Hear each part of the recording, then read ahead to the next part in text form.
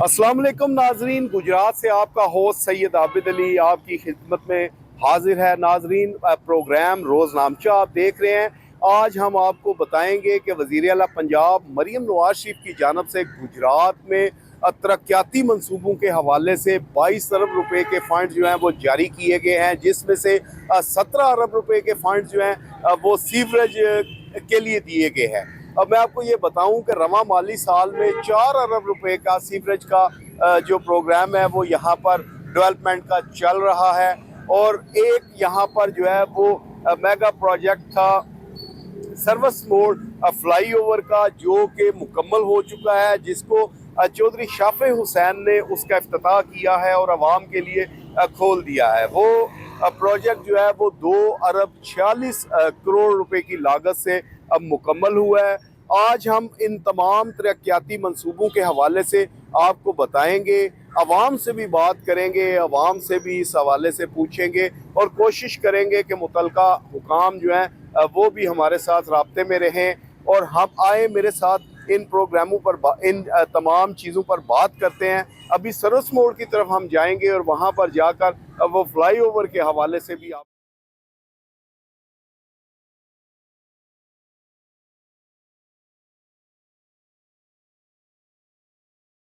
जी नाजरीन, मैं इस वक्त सर्विस मोड के मेगा प्रोजेक्ट फ्लाईओवर के ऊपर मौजूद हूँ। यहाँ मैं पहुँच चुका हूँ।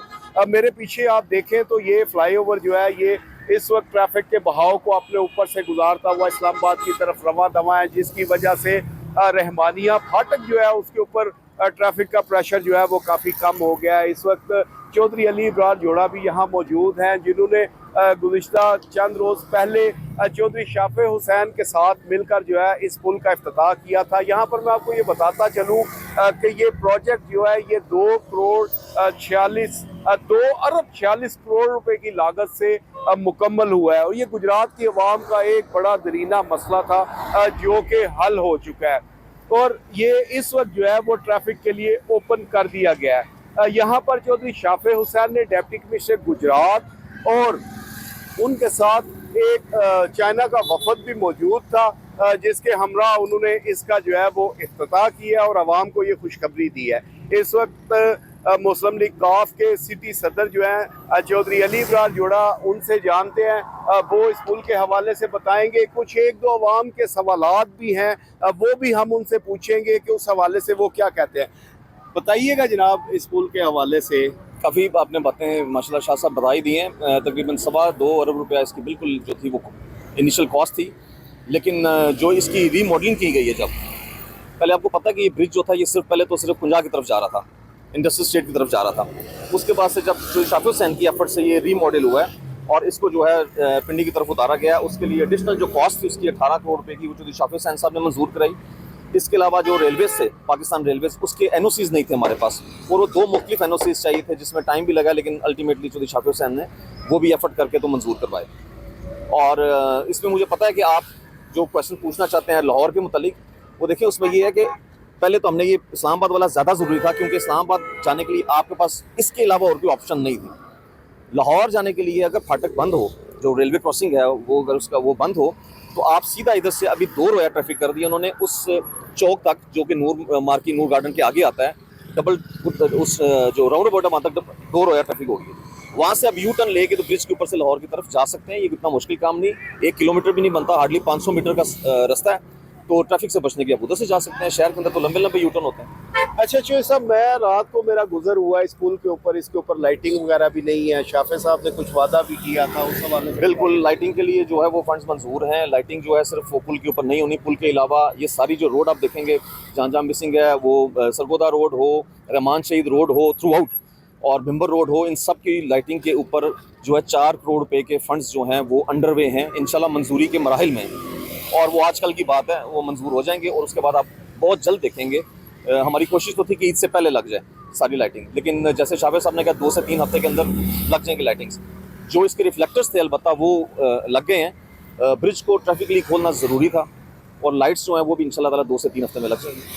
जी नाजरीन, बिल्कुल जैसा आपने सुना, उनका कहना ये था कि यहाँ पर लाइटिंग का जो है इंतज़ाम वो भी मुकम्मल कर दिया जाएगा, जबकि चौधरी सालक हुसैन और चौधरी शाफे हुसैन की जानब से गुजरात में तरक्याती फंड जो हैं वो इंतहा से ज़्यादा जो है वो मुहैया किए गए हैं, जिन मंसूबों पर कुछ अमल दरामद भी हो रहा है। ये एक मंसूबा ऐसा था जो कि पाया तकमील तक पहुँच गया। यहाँ चौधरी अली इब्रार जोड़ा साहब के साथ एक दूसरे दोस्त मौजूद हैं। ये हाल ही में पीपल पार्टी को छोड़कर जो है वो मुस्लिम लीग काफ में शामिल हुए हैं। इनसे जानते हैं कि पीपल्स पार्टी को छोड़ने की क्या वजूहत बनी, बताइएगा जी। अस्सलाम वालेकुम जी। शाह साहब, पीपल्स पार्टी को छोड़ने की बेसिक वजह तो यही थी कि अभी लीडरशिप का फुकदान था, और पंजाब में वैसे भी आप देखते हैं कि पीपल्स पार्टी गवर्नमेंट बनाने की पोजीशन में नहीं थी।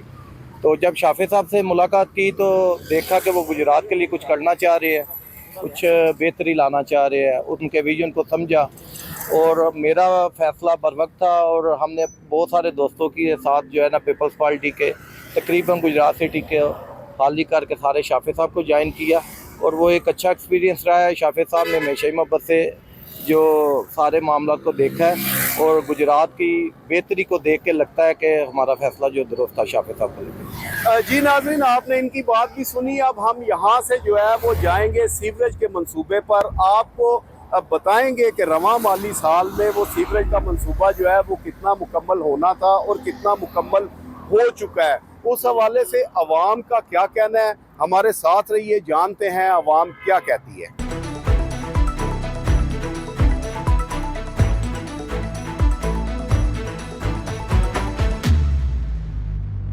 भाईजान, मेन मसला तो है ना कि ਜਿਹੜਾ ਕਾਰੋਬਾਰ ਹੈ ਸਾਡਾ ਬਿਲਕੁਲ ਖਤਮ ਹੋ ਗਿਆ। ਕੋਈ ਗੁਜ਼ਰਨ ਦੀ ਜਗ੍ਹਾ ਕੋਈ ਨਹੀਂ। ਗਰਦੋ ਗੁਬਾਰ ਨਾਲ ਵੈਸੇ ਅਸੀਂ ਅੱਧੇ ਤੇ ਬਿਮਾਰ ਵੈਸੇ ਹੋ ਗਏ ਆ, ਤੇ ਕਮ ਸੇ ਕਮ ਇਹਨਾਂ ਨੂੰ 3 ਮਾਹ ਹੋ ਗਏ ਨੇ। ਕਮ ਸੇ ਕਮ 3 ਮਾਹ ਤੇ ਅਜੇ ਇਹਨਾਂ ਕੋਲੋਂ ਸਮਝੋ ਕਿ ਇੱਕ 2 ਕਿੱਲੇ ਵੀ ਨਹੀਂ ਅਜੇ ਇਹਨਾਂ ਕੋਲ ਮੁਕੰਮਲ ਹੋ ਸਕਿਆ।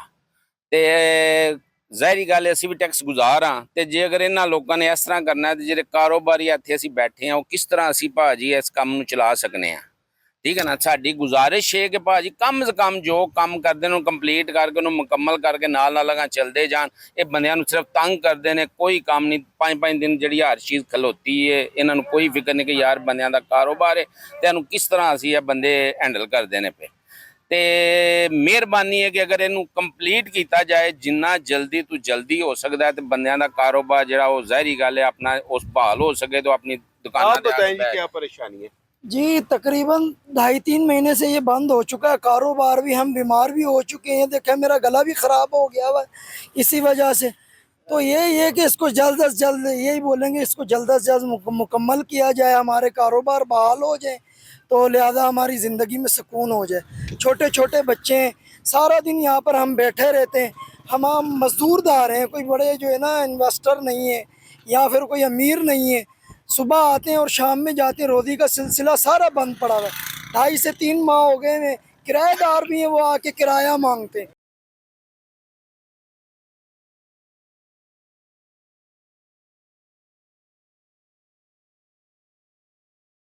नाजरीन, मैं इस वक्त जलालपुर जट्टा रोड पर पहुंच चुका हूं, और ये कुचहरी चौक से लेकर भोले पुल तक जो है वो सीवरेज का मंसूबा जो है वो बनाया जा रहा है। यहाँ पर वासा की जानब से तमाम रोड जो है उसको मुकम्मल तौर पर खोद कर उसमें सीवरेज का पाइपलाइन जो है वो बिछाई जा रही है। इस काम को कितनी तेज़ी के साथ किया जा रहा है या ये काम कितनी सुस्त रवैये का शिकार है, वो यहाँ के ताजर रहनुमा जो हैं वो हमारे हमरा मौजूद होंगे। उनसे हम जानेंगे कि वो इस प्रोजेक्ट के हवाले से उनका क्या कहना है। ये मरकज़ी अंजुमन ताजरान के सदर शेख अफजाल हमारे हमरा हैं, उनसे जानते हैं। अस्सलाम वालेकुम शेख साहब, कैसे हैं? बताइएगा ये क्या चल रहा है। ये आपके सामने ही चलना है। इसमें रमज़ान से लेकर ईद उल ज़ुहा आ चुकी है, हमारे कारोबार बिल्कुल बंद हैं। सुस्त रवि का, इंतहाई सुस्त रवि का शिकार है। सीवरेज मनसूबा तो अच्छा है लेकिन हमारे लिए अज़ाब बना हुआ है। 3 माह तो गुजर गया। मेरे नहीं ख्याल ये 3 साल में भी ये मनसूबा कामयाब हो। ये देखें महल्ले के गलियों नालों में इन्हें बंद किए हुए हैं। सारे लोगों के घर में बैग पानी जा रहा है। इनको ये भी नहीं, मैं अभी अपने घर से आया हूँ 1 मिनट पहले, 15 मिनट मुझे लगे अपने ऑफिस पहुँचते हुए। मेरा सामने घर है, ये सारे दुकानदार आपके सामने हैं, किसी का कोई कारोबार नहीं, या कोई चीज़ आ नहीं सकती तो हमने कारोबार क्या करना है। और मैं रिक्वेस्ट करता हूँ मैडम वज़ीर-ए-आला पंजाब के आगे, मैडम डीसीओ के आगे, वो फौरी इस पर एक्शन ले। ये बहुत ज़्यादा सुस्त रवि का शिकार है। मनसूबा तो अच्छा है लेकिन सुस्त रवि का शिकार बहुत ज़्यादा है। अच्छा जी, आप कुछ कहना चाह रहे थे? जी मेहरबानी होगी ये पंजाब हुकूमत की, अगर इसको टाइम पे मुकम्मल कर दें तो ये नवाजिश होगी इन लोगों की। हमारे जो कारोबार हैं मुकम्मल तौर पर फ्लॉप हो चुके हैं, बंद हो चुके हैं। मेहरबानी करके इसको जल्द अज जल्द कंप्लीट किया जाए।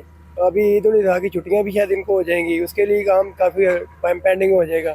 और उसके बाद बारिशों का मौसम आ रहा है कि बारिशों में तो ये बिल्कुल कर भी नहीं सकेंगे हम। तो इनसे गुजारिश है वज़ीर-ए-आला पंजाब से और मैडम नूरुल नैन कुरैशी साहबा से, डीसीओ गुजरात साहबा से कि प्लीज़ मेहरबानी करके इस मंसूबे को जल्द अज जल्द कंप्लीट किया जाए ताकि ये मंसूबा अपने पाया तकमील तक पहुँचे। जी बिल्कुल, इनकी आपने बात सुनी। यहाँ पर तमाम ताजरों का यही कहना था कि ये मंसूबा जो है ये इंतहाई सुस्त रवैये का शिकार है। कुचहरी चौक से लेकर भोले तक जो है वो हज़ारों कारोबारी अफराद जो है वो कारोबार करते हैं। यहाँ पर बहुत से लोग ऐसे हैं जिनकी दुकानें जो हैं वो किराए पर हैं, वो अपने किराए जो हैं वो भी अदा नहीं कर पा रहे। कारोबार उनका मुकम्मल तौर पर जो है वो तबाह हाल हो चुका है। यहाँ गुज़िश्ता 3 माह से कारोबारी ज़िंदगी जो है वो मुअत्तल है। यहाँ शहरियों का ये कहना था कि वज़ीर-ए-आला पंजाब मरीम नवाज शरीफ की जानिब से ये मंसूबा इंतहाई बेहतरीन है। इस मंसूबे के मुकम्मल होने के बाद गुजरात को सैलाबी सूरत हाल का सामना नहीं करना पड़ेगा। लेकिन ज़िले इंतज़ामिया और मुतलका महकमे जो हैं वो इंतहाई सुस्त रवैये से इसको बना रहे हैं। इसके ऊपर उनका यही कहना है कि वज़ीर-ए-आला जो हैं वो नोटिस लें और इस काम को तेज़ करवाएं, क्योंकि ईद भी आने वाली है, उसके बाद ईद की छुट्टियां हो जानी है और ये मंसूबा जो है ये मज़ीद तातुल का शिकार हो जाएगा। और जब बारिशें होंगी तो यहाँ का निज़ाम ज़िंदगी जो है वो बुरी तरह मुतासर होगा। लोग जो है वो अपने घरों में महसूर हो जाएंगे। लोगों का यही मुतालबा है कि इस मंसूबे को फौरी तौर पर मुकम्मल किया जाए। नाजरीन, आप मेरे साथ रहिएगा। इसी मंसूबे के हवाले से हम वासा के जो आला हुकाम हैं उनसे जानेंगे, उनसे पूछेंगे कि ये मंसूबा जो है वो क्यों सुस्त रवैये का शिकार है और कब तक वो इस मंसूबे को जो है वो पाया तकमील तक पहुँचाएँगे।